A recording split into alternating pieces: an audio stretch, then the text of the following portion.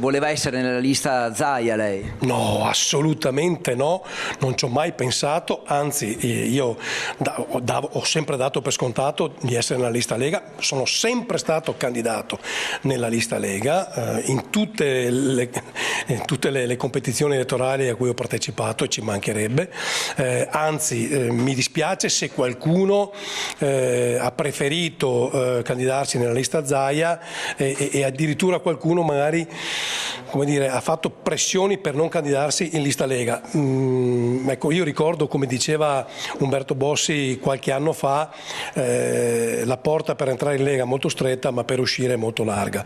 Chi non ha convinzione da questo punto di vista è bene che se ne vada dall'altra parte, non abbiamo bisogno di finti leghisti. Candidarsi con la Lega è per me un onore straordinario.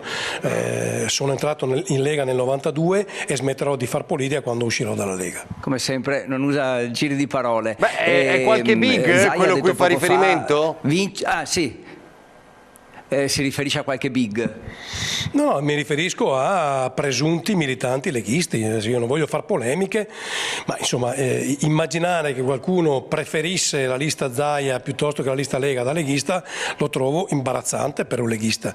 Intanto da leghista tu vai dove ti dice il partito, perché io ho sempre fatto così: quando appartieni a un partito devi rispettare le regole, primo, e poi insomma che uno abbia delle remore a candidarsi con la Lega, che è il primo partito d'Italia, il primo partito in Veneto e il primo partito a Padova, francamente sono cose che non capisco, ma le valuteremo poi a nervi saldi, insomma, ecco, con molta serenità.